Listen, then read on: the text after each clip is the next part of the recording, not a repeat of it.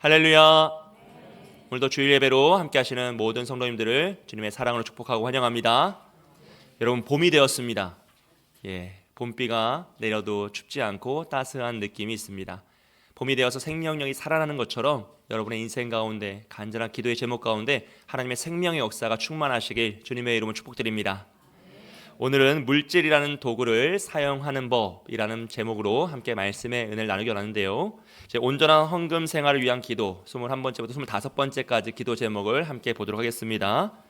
21번째 기도 제목입니다. 성도들이 물질의 주인이 하나님이심을 고백하게 하옵소서라고 기도합니다. 여러분, 성경은 우리의 모든 것, 우리의 존재와 가치와 소유가 하나님의 것이다 라고 말씀합니다. 왜냐하면 하나님이 창조주이시고 우리는 피조물이기 때문이죠.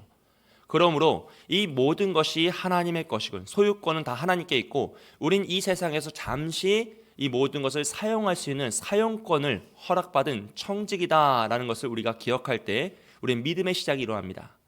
여러분, 하나님을 창조주로 인정하고 나는 피조물이다, 나의 모든 것이 하나님의 것이다 라는 것을 인정하는 것이 바로 믿음의 시작이죠. 그 믿음의 시작이 그 마음의 고백으로 이루어지시길 축복합니다.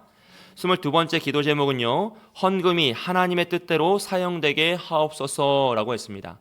구약 시대에 하나님께 드렸던 그 헌금들은 첫째로는 제사장과 레위인들의 생존을 위해서 사용되고요, 둘째로는 성전의 유지를 위하여서 사용되었습니다. 그리고 셋째로는 어려운 이웃을 돕는 구제의 사역에 사용되었죠. 이것은 율법으로 정하신 하나님의 뜻이었습니다. 그리고 오늘 신약 시대에도 마찬가지입니다. 하나님의 몸된 교회를 잘 살피고 또 그 사역을 감당하는 교역자들을 살피고 또 어려운 이웃을 돕기 위하여서 사용되어야 되는 것이 맞습니다. 그리고 오늘 이 시대에는 이 헌금이 더 정확하게 사용되고 깨끗하게 사용되기 위하여서 우리는 헌금을 사용하고 또 우리 재정을 지출할 때 정직, 적법, 적학, 정확, 이 세 가지 규칙을 지켜야 됩니다. 정직해야 되고 정확해야 되며 적법해야 되죠. 이 질서들이 지켜질 때 우리는 헌금에 대해서 더 아름다운 덕을 세울 수 있고 교회가 더 온전하게 하나님의 뜻을 이루어갈 수 있노라 라는 것을 알 수 있습니다. 위하여 기도해 주시기 바랍니다. 23번째 기도 제목은 성도들이 기쁨과 감사로 헌금하게 하옵소서입니다. 여러분, 성경은 헌금을 할 때 감사와 순종을 표현한다라고 표현했어요. 그래서 이 헌금은 단순히 내가 물질을 하나님께 드린다라는 개념이 아니라 나의 모든 것을 하나님께 드린다라는 믿음의 고백인 것이죠. 그래서 우리의 마음과 삶 전체를 드려야 됩니다. 그렇기 때문에 11조는 단순히 10분의 1을 드리는 것이 아니라 내 삶 전체를 드리는 그 믿음의 고백이다라고 제가 작년 12월 15일 주일 오후 예배 때 직분자 교육 마지막 시간 때 설명을 드렸습니다. 그런 내용이 있다라는 것을 기억하시고, 여러분, 헌금이 단순히 내가 물질을 하나님께 드린다, 내 재산에서 얼마를 드린다, 이런 개념이 아니다라는 것을 꼭 기억했으면 좋겠어요. 24번째 기도 제목은 온전한 11조와 감사 헌금을 통해 하나님의 축복을 누리게 하옵소서였습니다. 온전한 헌금은 물질만을 드리는 것이 아니라 우리의 삶 전체를 드리기 때문에 이 11조와 감사 헌금, 온전한 헌금이다라는 것은 단순히 금액 퍼센트의 문제가 아니라 나의 믿음의 문제입니다. 내 마음의 문제이죠. 그래서 내가 연약할지라도 온전한 마음으로 작은 것을 드리면 하나님 것을 온전하다고 평가하시는 거예요. 그렇기 때문에 여러분, 헌금에 대해서 우리가 오직 하나님의 은혜에 감사하는 마음으로 참여하시고 기쁨으로 참여하십시오. 그럴 때 하나님의 축복이 임합니다. 하나님의 뜻을 구하고 감사함을 하는 자에게 하나님의 은혜를 주시고 하나님의 능력을 함께 하실 줄 믿습니다. 25번째로요, 이 헌금을 통해 하나님의 나라가 확장되게 하옵소서라고 기도합니다. 여러분, 우리가 이런 믿음의 고백으로 온전한 헌금 생활을 할 때 우리의 헌신은 하나님의 나라를 확장하고 세우는 도구로 쓰임받죠. 여러분들이 지금까지 충성되이 감당하시는 이 헌금 생활을 통하여서 우리 교회가 더욱더 온전히 세워지고 이 땅 가운데 하나님의 나라가 어떤 모습인지 우리 교회를 통해 보여주는 그 역사가 일어나기를 주님의 이름으로 축복드립니다. 사랑하는 여러분, 우리가 우리의 주인 되시는 하나님을 기억함으로써 나의 것이 내 것이 아니라 하나님의 것이었구나, 나는 잠시 이것을 사용할 수 있는 사용권을 받은 청지기였구나 라는 그 믿음의 고백으로 하나님을 기념하여 헌금을 하고 그것을 기념하여 행동을 하는 그 모습은 너무나 감사하고 축복된 일이죠. 그렇기 때문에 이것은 단순히 물질을 드리는 행위가 아니라 나의 믿음의 고백이고 하나님의 창조주임을 인정하는 믿음의 역사이고 또 내가 하나님의 것이다 라는 것을 인정하는 참된 신앙의 삶의 모범입니다. 이런 헌금에 대한 자세한 내용은요, 제가 앞서 말씀드린 것처럼 작년 12월 15일 날 제가 오후 예배 때 설교를 해놨어요. 그 내용을 한번 살펴보셨으면 좋겠어요. 유튜브를 통해서 안 들으신 분들은 꼭 한번 다시 들어보시면서 이런 의미가 헌금이고 우리 교회는 이런 목적으로 이 헌금 생활을 하고 있구나, 이렇게 사용하는구나 라는 것을 깨닫고 함께 동참해 주시면 좋겠습니다. 그래서 오늘은 헌금에 대한 내용이 아니라 물질 자체에 대한 내용을 말씀을 통해 함께 살펴보려고 합니다. 첫째로 여러분, 물질이란 무엇인가 라는 것이에요. 여러분, 오늘 본문의 사건은 유대인들이 예수님을 시험하려고 로마에 냈던, 가이사에게 냈던 세금 문제를 이야기하고 있어요. 그것을 꺼내온 거죠. 마가복음 12장 13절을 보면요, 이런 사람들이 모였다라고 합니다. 그들이 예수의 말씀을 책잡으려 하여 바리새인과 헤롯 땅 중에서 사람을 보내매라 그래요. 여기 나오는 이제 바리새인들은요, 율법주의자들. 그들은 반 로마 세력입니다. 저항 세력입니다. 그렇기 때문에 이 율법주의자인 바리새인과 또 헤롯 땅은 어떤 사람들이죠? 친로마 세력이에요. 헤롯을 지지하고 로마를 좋아하는 사람들입니다. 그러니까 이 반 로마 세력과 친로마 세력이 함께하는 건 사실 불가능합니다. 그들은 함께할 수도 없었고 함께한 적도 없어요. 근데 오늘 예수님을 시험하기 위하여서 예수님을 책잡으려고 이들이 함께 모였다라고 합니다. 그리고 그들은 예수님에게 질문을 하죠. 예수님, 가이사에게 세금을 바치는 것이 옳으니까 옳지 않으니까 라고 질문합니다. 여기서 세금은 로마에 냈던 인두세거든요. 유대인 성인 남성들이면 무조건 다 내야 됐습니다. 왜냐하면 로마의 속국이었기 때문이죠. 그 유대인들에게 이 세금을 내는 것은 너무 수치스러운 일이었어요. 비참함이었습니다. 우리가 식민지 생활을 하고 있다는 증거였습니다. 그렇기 때문에 바리새인들은 이것을 내고 싶지 않아 했고, 당연히 헤롯 당은 그것을 내는 것이 맞다라고 여겨졌던 것이죠. 그래서 만약 이 질문에 예수님이 그것을 세금을 내는 것이 합당하다라고 하면 누구의 공격을 받죠? 바리새인들의 공격을 받는 거죠. 예수님을 향하여서 민족의 변절자다, 배신자다라고 욕하면서 공격하는 겁니다. 반대로 예수님께서 이 세금을 내는 것은 합당하지 않다라고 답하시면 헤롯 땅의 공격을 받게 됩니다. 로마의 반역자다, 로마 정부를 반역하는 자이다라고 하면서 공격하게 되는 거죠. 결국 이들의 질문은 어떤 대답을 하더라도 결국 공격을 받게 되는 아주 이제 교묘한 질문이었습니다. 아주 나쁜 방법이죠. 그래서 예수님께서는 24절에서 그들에게 데나리온 하나를 가져오라 그랬어요. 왜냐하면 데나리온은 그 당시에 로마에서 통용되던 이제 공식 화폐입니다. 이 데나리온에는 이제 황제의 얼굴이 초상화가 그려져 있고요. 또 문구로는 신적 가이사 아우구스투스의 아들 티베리우스 황제라는 것이 각인되어 있었어요. 그러니까 누가 봐도 이게 데나리온은 로마의 황제의 권위를 상징했어요. 그것을 모든 식민지에 다 통용했기 때문에, 공용 화폐로 썼기 때문에 어디에서나 그 돈을 쓰면 로마의 황제의 권속 아래에 있는 자들이다라는 것을 상징했죠.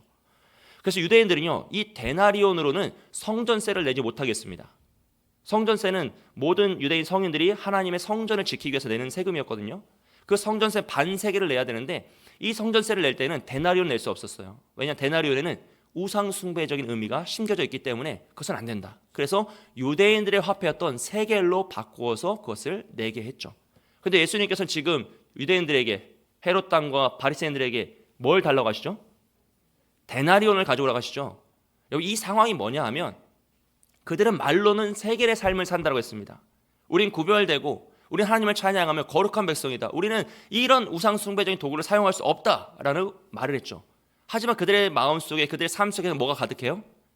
데나리온이 가득한 거예요. 세상의 돈의 문화와 돈의 가치와 이 세상의 모든 것이 가득했던 자들이 바로 바리새인이요, 헤롯 땅이요, 유대인들이었던 거죠. 예수님은 이런 상황을 통하여서 그들의 연약한, 그들의 민낯을 드러내시는 거예요. 그래서 유대인들이 어떻게 했습니까? 성전에서 성전세를 낼 때 데나리온 낼 수 없으니 그것을 환전해 주면서 높은 환전세를 받으며 장사의 속을, 악한 자들의 속을로 만들어냈다라는 것이죠. 결국 그것이 그들의 민낯이었어요. 이렇게 그들의 민낯을 다 드러내신 후에 예수님께서는 25절에서 이렇게 말씀하시죠. 우리 다시 한번 다 같이 읽어보겠습니다. 시작. 이르시되 그런즉 가이사의 것은 가이사에게, 하나님의 것은 하나님께 바치라 하시니. 아멘. 이 말씀을 원어로 보면요, 가이사의 것은 가이사에게, 그리고 하나님의 것은 하나님에게 바치라라는 말씀이 됩니다. 근데 이 그리고라는 접속사 카이라는 이제 헬라어가 쓰이는데, 이 카이라는 접속사는 평상시에는 늘 다 이제 그리고로 해석이 돼요. 그런데 간혹 이 접속사 후에, 카이 이후에 후반부를 강조할 때는 그러나로 해석됩니다. 이 후반부를 강조하는 말씀으로 해석하면 어떻게 되죠? 가이사의 것은 가이사에게, 그러나 하나님의 것은 하나님께 바치라라는 말씀이 되죠. 결국 이 말씀은 무슨 뜻이냐면 가이사에게 세금을 내는 것을 내라는 거예요. 그거 뭐 고민하지 말고 내라는 겁니다.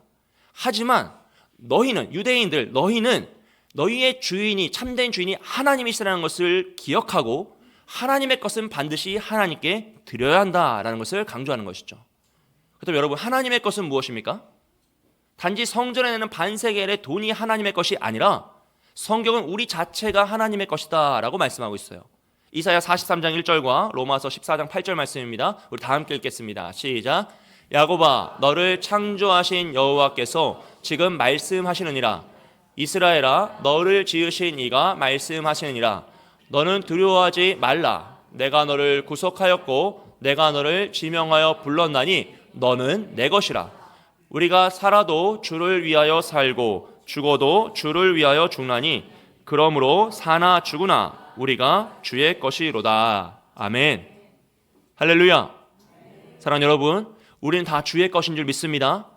우리 자체가 다 하나님의 것이라는 거예요. 왜냐하면 하나님이 우리의 창조주 되시고 우리는 피조물이며 하나님이 우리를 구별하여 당신의 백성을 삼으셨기 때문에 우리의 모든 것이 하나님의 거예요. 잠시 어느 영역만, 내가 헌금을 드리는 부분만, 나의 일부만 하나님의 것이 아니라 나의 모든 것이 다 하나님의 것이라는 거예요. 그러니 예수님은 지금 무슨 말씀하시는 거예요? 가이사에게 세금을 내고 돈을 내고 뭐 하고 그런 것 자체는 아무것도 아니라는 거예요. 그건 단지 도구일 뿐이라는 거죠. 오히려 우리는 우리 자체를 하나님께 드리는 그 믿음으로 하나님을 섬겨야 한다라는 것을, 청직의 삶을 살아야 한다라는 것을 강조하고 계십니다. 그러므로 우리는 이 물질을 이해하고 바라볼 때요, 가장 먼저 이 물질은 도구다라는 것을 기억하셔야 돼요. 여러분, 성경은 물질이 선하다, 악하다라고 평가하지 않습니다. 오히려 물질을 사랑하거나 물질을 거부하는 태도를 경계하죠. 둘 다 잘못된 것이기 때문이에요. 이 물질이라는 것은 개혁주의 신학에서 하나님의 창조 질서 가운데 사용되는 효율적인 도구예요. 성도들이 청직의 직분을 잘 활용할 수 있도록 주어진 자원이라는 것이죠. 그러니 이것은 이것 자체로 의미가 있는 것이 아니라 잘 사용하고 활용하는 데 목적이 있다는 것입니다. 그렇기 때문에 우리가 이 물질 자체에 매이거나 물질을 뭔가 의미를 부여하면 복잡해지죠. 오히려 이 물질은 가치 중립적인 도구입니다. 어떻게 쓰느냐는 우리에게 달려있는 거죠. 그래서 이 가치 중립적인 도구를, 개념 자체를 그렇게 잡으시고, 아, 이걸 잘 사용해야겠구나, 내가 청지기로서 하나님이 맡기신 이 물질을 잘 활용해야겠구나라는 방향성으로 나아가야 한다는 것이에요. 그런데 문제는 우리가 살아가는 이 시대는 물질을 가치 중립적인 도구로 평가합니까? 그렇지 않다는 거예요. 여러분, 오늘 이 시대는 물질을 가치 중립적인 도구가 아니라 절대적인 기준으로 보죠. 절대적인 가치요, 절대적인 평가의 도구로 사용합니다. 그래서 온 세상 모든 사람이 가장 이해하기 쉬운 평가의 기준이 뭐죠? 바로 돈이죠. 에이, 왜 모른 척 하세요? 이건 돈이에요. 그 사람은, 그 물건은 너무 소중해 라고 이야기하면 다 알아듣습니까? 아니요. 아, 저 사람은 정말 좋은 사람이야. 이해가 다 다르다는 거예요. 그런데 저 사람은 연봉이 얼마야? 그럼 한순간 우리가 머릿속에 딱 떠오르잖아요. 그 물건은 얼마짜리야? 라고 하면 그래? 하면서 그 물건의 가치가 정확하게 생각이 난다는 거예요. 왜냐하면 이 시대를 평가하고 이 시대를 모든 걸 규정하는 그 기준이 돈이기 때문입니다. 여러분, 자본주의 사회에서는요, 이것을 거부할 수 없어요. 우리가 살아가고 있는 이 시대 속에서 그것을 거부한다고 해서 자유로울 수 있는 사람 아무도 없고요. 심지어 우리는 이미 그 영향 가운데 살아가고 있습니다. 그래서 물질은 사용하는 사람도 중요하지만 사용하는 환경도 중요해요. 무슨 말이냐면요, 여러분, 단순하게 칼을 요리사가 사용하면 뭐가 나오죠? 음식이 나오겠죠. 의사가 사용하면요, 생명을 살리겠죠. 근데 범죄자가 사용하면 생명을 빼앗겠죠. 여러분, 무엇이든지 사용하는 사람이 참 중요합니다. 그래서 물질을 우리가 어떤 가치를 가지고 사용하느냐는 정말 중요한 거예요. 그래서 우리가 자체가 중요해요. 하지만 같은 사람이 같은 물건을 사용할지라도 상황이 바뀌면요, 목적이 바뀔 수 있습니다. 요리사가 칼을 들고 주방에 있을 때는 음식을 만들지만 만약 그 칼을 들고 요리사가 전쟁터에 나갔어요. 그럼 뭘 만들까요? 요리를 만들겠습니까? 그럴 수 없다는 거죠. 전쟁의 도구로 쓰일 수밖에 없다는 것이에요. 그래서 우리가 아무리 좋은 사람일지라도 우리가 처한 상황, 우리가 물질을 사용한 그 환경이 어떤 상황 가운데 있느냐, 어떤 영향을 주느냐에 따라서 우리도 바뀔 수 있다는 거예요. 아무도 자유할 수 없습니다, 여러분. 이걸 자유할 수 있다고 생각하는 자체가 이미 거짓말, 속아 넘어간 거예요. 그래서 이 자본주의의 삶을 살아가는 우리에게는요, 두 가지가 필요한데, 첫째로는 내가 어떤 가치를 가지고 이 물질을 바라보느냐라는 것을 바르게 세워야 돼요. 바른 가치와 기준이 있어야 됩니다. 그게 없으면 흔들리죠. 두 번째로 내가 살아가는 이 시대가 어떤 시대인지를 명확히 분별할 줄 알아야 돼요. 그게 없으면 이리 휩쓸리고 저리 휩쓸리다 보면 한순간에 내 자신은 사라지고 이 시대 속에서, 물질의 만몬의 시대 속에서 살아갈 수밖에 없다라는 것이죠. 그래서 여러분, 이 자본주의, 물질의 시대를 살아가는 우리의 내면 속에는 어떤 모습이 있습니까? 결국 동일합니다. 나는 세계를 이루고 싶으나 데나리온이 가득한 삶을 살아갈 수밖에 없다는 거예요. 나는 구별되었어. 나는 하나님을 찬양해. 나는 하나님의 백성이야. 나는 믿음이 있어라고 말하고 세계인 척하지만 사실 우리의 내면 속에 뭐가 가득해요? 데나리온이 가득하다는 거예요.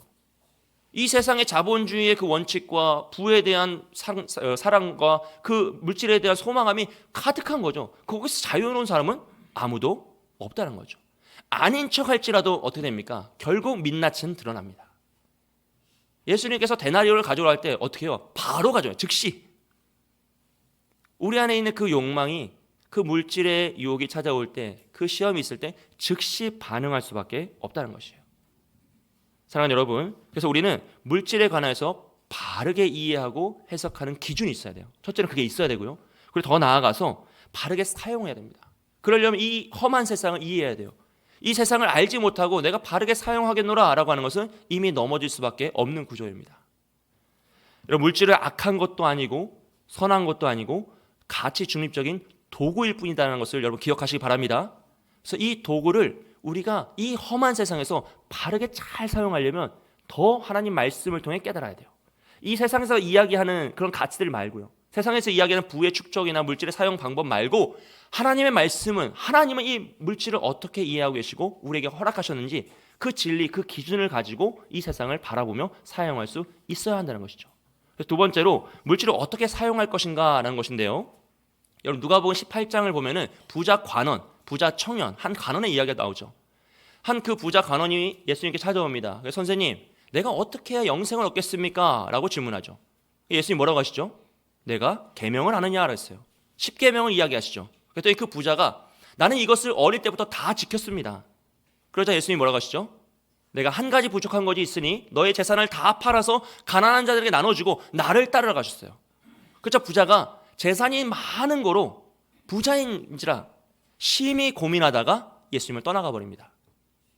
그 모습을 보시고 예수님께서 부자는 천국에 들어가기가 얼마나 어려운지 낙타가 바늘귀에 들어가는 것보다 더 어렵다라고 말씀하세요. 그러니까 그 주변에서 그 상황을 보고 있던 사람들이 뭐라고 질문하죠? 그럼 도대체 누가 구원을 받을 수 있느냐라고 질문해요. 왜냐, 그들의 생각에 그 부자 관원은 구원받아 마땅한 자입니다. 율법을 다 지켜 행했어요. 그리고 하나님께 복받아서 부유함을 누리고 있습니다. 그럼에도 불구하고 영생을 고민하는 그 본질적인 고민이 있잖아요. 저런 사람이면 구원을 받아야 될 것 같은데 예수님께서는 뭐라고 하세요? 구원을 못 받는다고 하시니까 너무 답답한 거예요. 도대체 어떻게? 그럼 도대체 누가 구원을 받느냐라고 물어보자 예수님께서는 사람으로서는 할 수 없으되 하나님은 하실 수 있느니라 라고 말씀하시죠. 그러고 나서 나오는 게요, 누가복음 19장의 부자 삭개오 이야기입니다. 여러분, 삭개오도 부자였어요. 그런데 그는 세리장이었죠. 그래서 부자 관원과는 아주 다른 캐릭터입니다. 그는 변절자였고요, 율법을 어기는 자였고 민족의 배반자였습니다. 그런데 그는 부자였다 그래요. 그런데 그는, 그 삭개오는 부자로 살았지만 하나님에 대한 열망이 있었어요. 예수님에 대한 갈망이 있었습니다. 그래서 예수님을 너무 보고 싶은 거예요. 그래서 어떻게 하죠? 예수님이 오신다는 소식을 듣자 어디에 올라가요? 돌감람나무 위에 올라가잖아요. 옛날에 이제 뽕나무라 했고, 나무가 종류가 중요한 게 아니에요. 그냥 올라갔다는 것 자체가 중요한 거죠. 뛰어 올라가는 거예요. 예수님 보고 싶어서.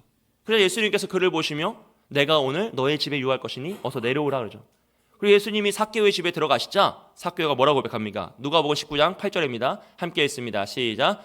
삭개오가 서서 주께 여짜오되 주여 보시옵소서, 내 소유의 절반을 가난한 자들에게 주겠사오며 만일 누구의 것을 속여 빼앗은 일이 있으면 내 갑절로나 갚겠나이다. 아멘. 지금 예수님은 삭개오에게 뭐라고 말씀하신 적이 하나도 없어요. 이 요구는 누구에게 하셨죠? 부자 청년에게 하신 요구잖아요. 근데 하라고 했던 부자 청년은 안 하고 삭개오가 갑자기 예수님, 내 재산의 절반을 팔아 가난한 자에게 나눠주고 혹여나 내가 세리장을 하면서 빼앗은 것이 있으면 4배로 돌려주겠습니다. 율법상으로 최대의 보상을 하겠습니다라고 하는 것이죠. 그는 지금까지 율법을 지키지 않는 자였죠. 그런데 이제 예수님 앞에서 모든 것을 포기하고 율법을 지키며 참된 의로운 삶을 살고자 하는 그 열망이 표출되는 것이죠. 그래서 예수님께서는 이 집에 구원이 임하였다라고 고백하세요. 그도 아브라함의 후손이다라고 하시며 축복하시죠. 여러분, 이 두 이야기가 보여주는 사실이 무엇입니까? 이 부자 청년은요, 율법을 지키는 자였습니다. 얼마나 열심히 지켰냐면 어릴 때부터 계명을 다 지켰노라라고 스스로 자신할 만큼 지켰어요. 얼마나 있었겠습니까? 하지만 그는 부자였어요. 성경에서 부자는 돈이 많은 사람이 아니라 하나님보다 돈이 우선된 자를 부자라고 불러요. 하나님보다 돈을 사랑하는 자, 하나님보다 돈에 매어 살아가는 자를, 집착하는 자를 부자라고 말합니다. 그래서 그는 예수님이 말씀을 하셨음에도 심히 고민한 후에 결론이 뭐예요? 돈은 포기 못하겠다요. 내가 영생은 포기해도 돈은 포기 못하겠구나가 그 부자의 결론이었습니다. 왜냐하면 그는 부자이기 때문이에요. 오직 돈이 가장 우선된 자였기 때문에 그 우선된 돈을 결코 포기할 수 없었던 것이죠. 하지만 반대로 삭개오는요, 변절자였습니다. 의로운 자가 아니에요. 악한 자였어요. 그 언제부터 세리를 했는지 모르지만 세리장이 될 때까지 세리했다는 건 아주 오랜 세월 민족의 피를 빨아먹는 아주 악인이었다는 것이죠. 근데 그가 부자였지만 가난한 자로 살아요. 심령이 가난해서 주님을 만나고 싶고 주님을 찾고 싶고 주님께 무엇인가를 해드리고 싶은 그 갈망이 있는 거예요. 그래서 주님이 오시자 나의 모든 것을 다 포기하고 주님을 선택하죠. 왜냐하면 그는 심령이 가난한 자였기 때문이에요. 그래서 그가 천국에 가는 것입니다. 심령이 가난한 자는 복이 있나니 천국이 그될 것이며, 가난한 마음으로 하나님을 의지하고 하나님께 나아갔더니 하나님께서는 그에게 구원을 선물로 주시더라는 거죠. 사랑하는 여러분, 오늘 우리는 물질을 어떻게 사용해야 될까요? 만약 우리가 부자가 되잖아요. 그럼 우리는 물질을 사용하는 것이 아니라 물질에 매여 살아가야 됩니다. 물질을 도구로 쓰는 것이 아니라 물질의 도구가 되어 노예가 되어서 물질을 주인 삼고 물질의 노예가 되어서 물질을 따라갈 수밖에 없어요. 그곳에 물질이 많다라고 하면 그 물질을 따라갈 수밖에 없어요. 그곳에 물질이 있다라고 하면 그것을 바라볼 수밖에 없습니다. 오직 돈에 매여 살아가는 인생이 될 수밖에 없다는 것이죠. 왜냐하면 그것이 부자이기 때문이에요. 특별히 우리가 자본주의 사회를 살아갈 때 부자로 살아가는 일이 얼마나 많은지 모릅니다. 사실 모두가 부자죠. 할렐루야. 여러분, 우리는 부자인 줄 믿습니다. 왜 이러세요? 자기 객관화가 있어야 돼요, 여러분. 그럼 우리 속에는 나는 실제로 돈이 별로 없는데 라고 생각할 수도 있어요. 근데 여러분, 성경은 그런 사람을 가난한 부자라고 합니다.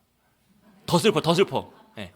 돈이 없어도 돈이 하나님보다 우선되면 그건 부자인 거예요. 돈이 없어도 가난한데 돈에 매어 살고 돈밖에 모르고 돈에 집착하며 살아가면 그는 이미 마음이 부자인 거죠. 왜요? 하나님보다 우선순위의 물질이 있기 때문입니다. 여러분, 그래서 우리는 모두가 부자예요. 어쩔 수가 없어요. 그럼 우리 또 마음속으로 그러죠. 도대체 그럼 누가 구원을 받냐? 동일한 질문이에요. 내가 평생 하나님을 섬기고 교회를 다니고 신앙생활하고 헌금도 많이 하고 헌신 목사 다 했는데 내가 부자라면 부자는 천국에 갈 수가 없다고 하는데 그럼 도대체 누가 구원을 받는 거냐? 라고 질문해야 돼요. 그때 예수님이 뭐라고 하셨죠? 사람으로는 할 수 없으되 하나님은 하실 수 있느냐는 거죠. 우리는 이 부자의 마음에서 자유할 수가 없다니까요. 벗어날 수가 없어요. 어떻게 이 땅에 발을 디디고 살면서 자유할 수 있습니까? 아무도 할 수 없습니다. 하지만 하나님이 우리를 깨닫게 하시고 은혜를 주시고 눈을 열어주시면 이게 다가 아니구나. 이 물질이란 것이, 이 돈이란 것이 도구였구나. 이게 주인이 아니구나. 이게 목적이 아니구나 하는 것을 깨닫게 되죠. 그러면 그때 우리는 자유해질 수 있는 거예요. 참된 자유의 삶을 살아가며 나에게 허락하신 이 물질을 어떻게 사용할까? 어떻게 하면 이걸 더 아름답게 하나님의 덕을 위해 쓸까라는 것을 고민하며 살아갈 수 있다는 것입니다. 할렐루야. 누가복음 18장 18절부터 부자 관원의 이야기가 시작돼요. 그리고 18장 18절 바로 앞에 17절에서 뭐라고 이야기하냐면 우리 함께 읽겠습니다. 시작. 내가 진실로 너희에게 이르노니 누구든지 하나님의 나라를 어린아이와 같이 받아들이지 않는 자는 결단코 거기 들어가지 못하리라 하시니라. 아멘. 그러니까 부자 관원의 이야기가 이 말씀 다음에 나오는 거예요. 그리고 어떤 사람이 천국에 간다고요? 어린아이와 같이 받드는 사람이 천국에 간다고요. 어린아이의 특징은 절대적인 의존성입니다. 오직 엄마만을 찾잖아요. 여러분 그 어린아이에게 쉽게 이야기해서 엄마랑 돈이랑 뭘 선택할래 하면 어린아이는 뭘 선택해요? 엄마를 선택하죠. 돈이라고 하면 너무 추상적이니까 엄마랑 10억, 뭐 엄마랑 100억, 뭐 1000억 이러면 아이들은 뭘 선택하죠? 엄마를 선택합니다. 왜요? 아이들은 오직 엄마에 매료되어 있기 때문에 모든 기준과 가치와 평가의 기준이 오직 엄마예요. 그래서 아무리 돈이 있어도 엄마를 선택하죠. 근데 우리는 어떻죠? 순간 고민하셨죠? 이게 인간이에요, 여러분. 자식 키워봤자 소용이 없다는 게 어릴 때는 오직 엄마인데 이제 커버리니까 조금 성장해 보니까 우리가 부자가 되어서 기준이 바뀐다는 거예요. 그래서 천국은 누가 갑니까? 삭개오처럼 예수님이 너무 좋아서 나무 위에 올라갈 수 있는 자, 예수님이 너무 좋아서 돈이냐 하나님이냐 할 때 하나님이요, 돈이냐 천국이냐 할 때 천국이요, 전 돈 필요 없습니다, 오직 하나님입니다 하고 모든 재산을 팔아 예수님을 따를 수 있는 그 사람이 천국에 가는 것이죠. 할렐루야. 사랑하는 여러분, 우리는 이 자본주의 시대를 살아가면서 결코 물질에서 자유할 수 없습니다. 물질이 어느 순간 다 없었어요. 그럼 두려워하지 않은 사람이 누가 있습니까? 물질이 산처럼 쌓여 있습니다. 그럼 기뻐하지 않은 사람이 누가 있습니까? 저만 기뻐하는 것처럼 보이시지만 그 상황 되면 다 웃고 있다는 미소가 사라지지 않아요. 여유가 사라지지 않아요. 우린 다 그런단 말이에요. 그런데 우리는 여기서 자유할 수 없지만 하나님은 우리를 자유케 할 수 있는 줄 믿습니다.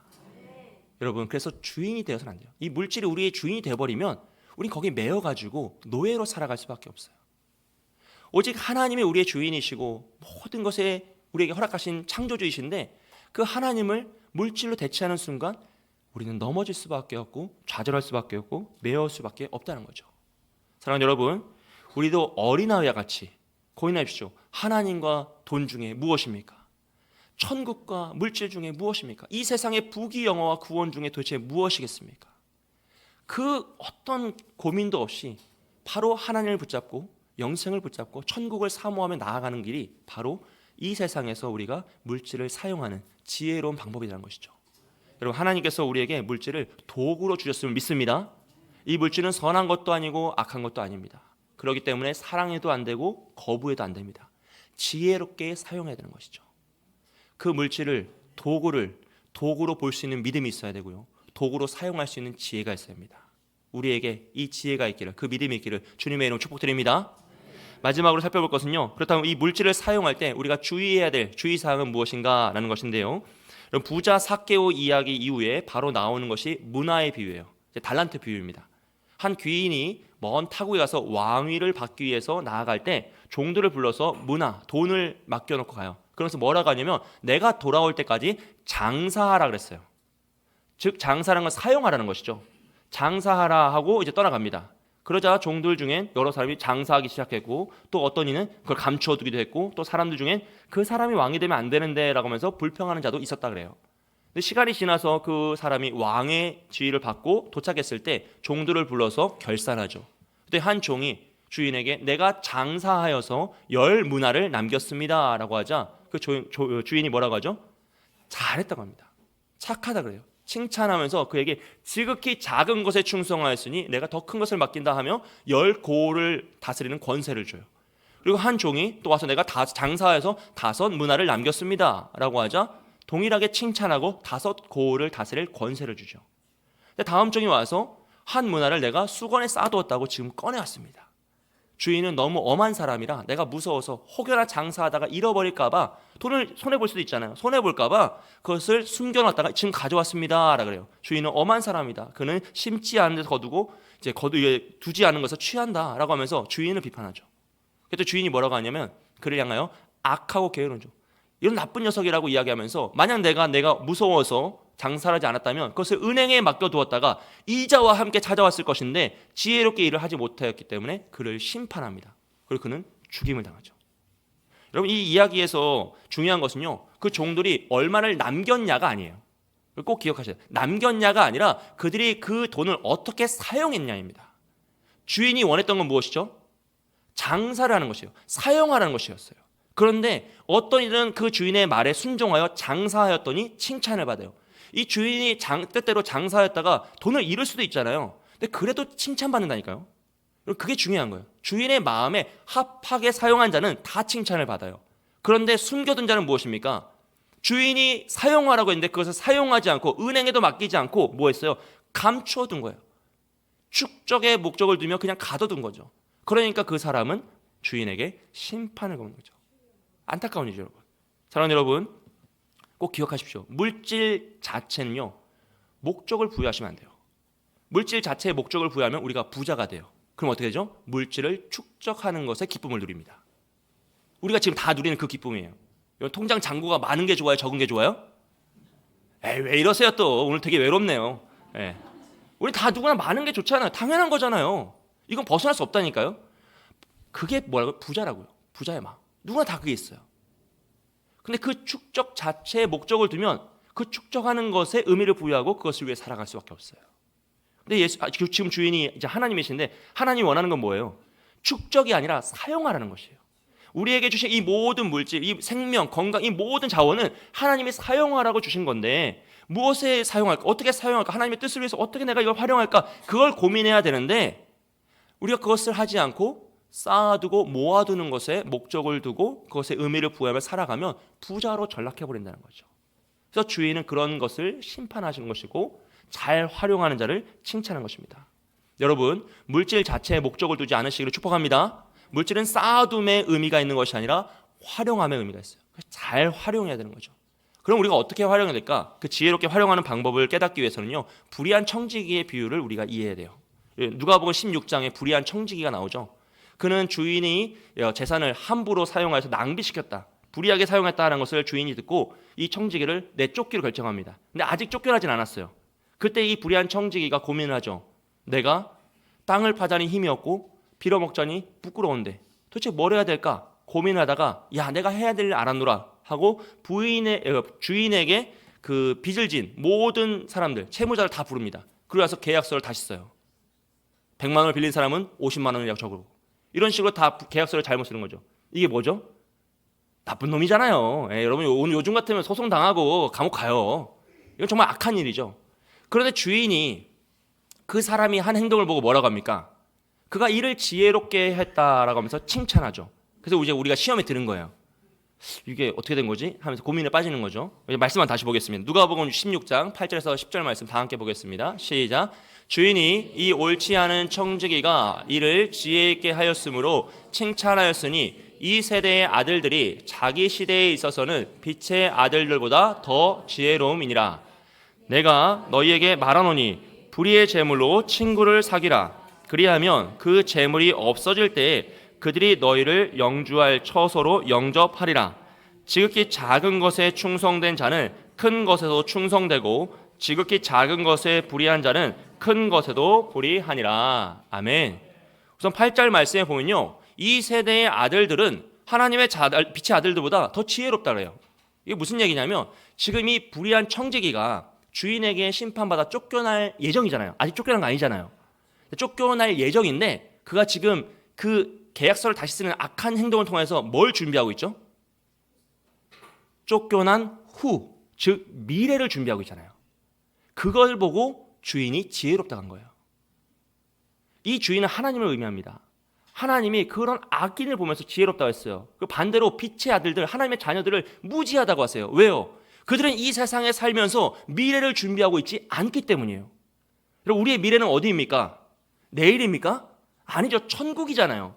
즉 이 세상을 살아가면서 믿는 자들은 천국을 사모하며 천국을 준비해야 되는데, 영생을 준비해야 되는데, 믿음을 가져야 되는데 그렇지 못한 그 유대인들이요, 자신의 왕국을 세우고 이 세상에서 영원히 살 것처럼 살아가는 그 사람들을 보면서 하나님은 미련하고 어리석다라고 얘기하는 거죠. 여러분, 이 땅이 전부인 것처럼 살아가면 부자가 됩니다. 그럼 그는 미래를 준비하지 않고 오늘을 준비해요. 축적하고 기쁨으로 만족하며 살아갈 수밖에 없는 거죠. 그리고 그런 삶을 무지하다, 어리석다라고 표현하는 거죠. 유대인들이 그랬고요. 오늘 우리는 어떨까요? 여러분, 만약 주님 오늘 오시면 좋습니까? 안 좋습니까? 아멘. 내일 오시면요, 더 좋잖아요. 오늘 올 수 있으니까. 한 일주일 뒤에 오신다라고 약속하시면요, 주님 언제 오시는 게 제일 좋아요? 내가 모아둔 돈 다 쓰고 마지막 날 오시면 가장 좋다. 이게 부자의 마음인 거죠. 우리 역시도 이 세상이 전부인 것처럼 살아갈 때가 있다는 거예요. 주인이 왕이 되어 돌아오는 것을 싫어하는 종들이 있었던 것처럼 주님이 다시 오신 날을 싫어하고 이 세상에 더 부유하게 더 만족하며 부자로서 왕으로서 살고 싶은 우리의 욕망이 있다는 것이죠. 그렇기 때문에 그 모습을 하나님은 지혜롭지 못하다, 어리석다라고 이야기하시는 거예요. 더 나아가서 9절 말씀에서요, 불의의 재물로 친구를 사귀라라고 하시죠. 여기서 불의의 재물은요, 악한 방법을 통해 얻은 소득이 아닙니다. 이 세상이 불의한 세상이기 때문에 이 세상에서 하나님 우리에게 허락하신 모든 것이 불의의 재물이에요. 이 세상에 존재하는 모든 건 다 불의하대요. 근데 우리가 가진 생명, 건강, 환경, 자원, 능력 다 불의의 재물이에요. 근데 그 불의의 재물로 뭘 하라고 하세요? 친구를 사귀라는 거죠. 이 불의한 청지기가 사람들의 마음을 사버리잖아요. 잠깐 자기가 가지고 있는, 아직 쫓겨나지 않아서 가지고 있는 이 청지기의 권한을 가지고 사람들의 계약서를 다시 쓰면서 그들의 마음을 삽니다. 즉 사람, 친구를 사귀는 거죠. 왜요? 그 이후에 그들이 나를 선대하리라. 미래를 준비하기 위해서요. 이게 지혜로운 행동이라는 거죠. 하나님이 우리에게 허락하신 물질은, 모든 것은 사람의 마음을 사는 도구다라는 것이에요. 물질 자체의 의미가 없기 때문에 그것을 활용하여서 뭘 해야 됩니까? 이 불의한 청지기처럼 다른 사람의 마음을 사는 거예요.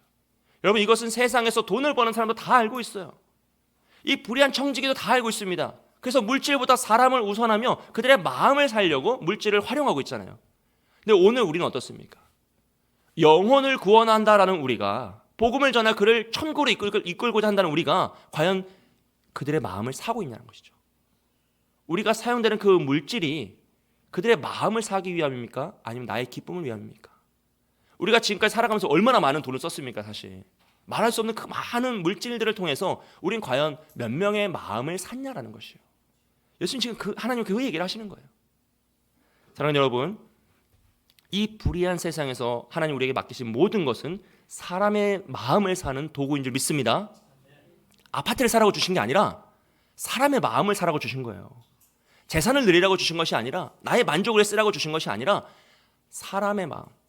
그래서 우리가 구제하고 선행을 행함으로써, 물질을 씀으로써 다른 영혼을 구원하기에 그들의 마음을 사는 지혜가 있어야 하는 거죠. 이 세상 사람도 그거 다 알아요. 사람의 마음을 써야 효과가 있다는 걸 알죠. 그래서 얼마나 애쓰며 살아갑니까?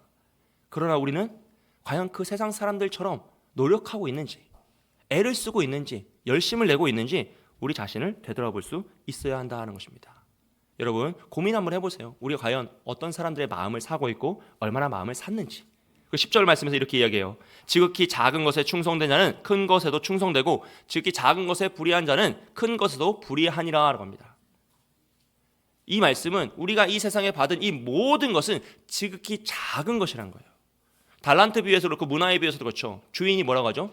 지극히 작은 것에 충성하였으니 더 큰 일을 맡기마 라고 했어요. 이 세상에 부여되는 우리의 모든 권세와 능력과 이 부귀 영화는 정말 지극히 작은 것이라는 거예요. 하나님 보시기에 정말 하찮고 보잘것없는 것이라는 거예요. 근데 그것에 충성하지 못하면, 그것조차 충성되지 못하면 어떻게 하늘의 권세를 너희에게 맡기겠느냐라는 그 한탄의 말씀인 거죠. 사랑하는 여러분, 하나님은 오늘도 이 지극히 작은 것에 충성된 자를 찾고 계신 줄 믿습니다. 이 물질을 하나님의 도구로 생각하고, 나의 목적이 아니라 하나님의 뜻을 위하여서, 다른 사람의 마음을 사기 위하여서, 덕을 끼치기 위하여서 사용할 수 있는 그 지혜, 그 믿음이 있는 자에게 하나님은 하늘의 권세를 주신다는 거예요. 그래서 그런 이들이 땅에서 기도하면 하늘에서 묶이고요, 땅에서 풀면 하늘에서 풀리는 거죠. 그런 이들이 기도할 때 치유와 회복의 역사가 나타나는 것입니다. 할렐루야. 사랑하는 여러분, 작은 일에 충성하십시오. 우리가 받은 것이 지극히 작다라는 것을 기억하세요. 하나님이 주고자 하시는 것은 우리의 상상을 초월하는 권세와 능력과 하나님의 역사입니다. 그래서 오늘도 하나님은 그 사람을 찾고 계세요. 그래서 13절 말씀, 이 이야기의 마지막은 13절 말씀인데, 하나님과 재물을 겸하여 섬길 수 없다라고 이야기하는 거죠. 여러분, 하나님과 재물을 겸하여 섬길 수 없는 줄 믿습니다. 창조주 하나님이, 정말 창조주 하나님이 되시면요, 물질은 도구가 됩니다. 반대로 물질이 우리의 주인이 되어버리면 하나님은 도구가 되어야 합니다. 내 소원을 들어주고 기도 응답해주는 요술지팡이가 되어야 되는 거죠. 왜요? 나의 주인은 물질이니까요. 그래서 그 두 가지는 결코 함께 섬길 수 없다는 것입니다. 여러분, 돈을 사랑함이 일만하게 뿌리라 그랬어요. 이게 성경이 돈에 대해서 딱 명시하는 그 정의죠. 왜냐하면 돈이 악한 것이 아니라 우리가 악하기 때문에 그 물질에 사로잡힐 수 있는 실수, 그 물질에 매일 수 있는 부자의 마음, 그 낭망하는 그 함정이 너무나 많기 때문이죠. 그럼 우리는 오직 마음을 다해서 다시 한번 되돌아봐야 됩니다. 여러분, 오늘 우리는 부자입니까? 가난한 자입니까? 우리의 물질의 주인, 우리는 물질을 주인으로 삼고 있습니까? 아니면 도구로 사용하고 있습니까? 우리가 물질을 사용하는 그곳에서 물질을 사용하는 주체는 나입니까? 아니면 하나님이십니까? 그 많은 물질을 사용하여서 우리는 다른 이의 마음을 사고자 했습니까? 아니면 나의 기쁨과 만족을 사고자 애쓰고 있습니까? 여러분, 한번 점검해 보시면서 바라기는 우리 인생의 주인이 하나님이시다라는 것을 인정하고요, 나에게 허락하신 이 모든 것이 잠시 사용권을 받은 나는 청지기구나, 잠시 활용하다 하나님께 다시 다 드려야 되는 청지기구나 라는 것을 깨달아서 오직 하나님께 감사함으로, 나에게 이것을 충성되게 여겨 맡기신 그 하나님께 감사함으로 지혜롭게 사용하고, 도구를 도구로 볼 수 있고 도구를 도구로 사용할 수 있는 믿음과 지혜가 있고, 오직 하나님의 뜻에 합하여서 바른 사용, 사람을 목적으로 하고 하나님의 뜻을 분별하며 사용할 수 있는, 주인이 원하시는 대로 사용할 수 있는 저와 여러분이 되시길 주님의 이름으로 축복드립니다. 함께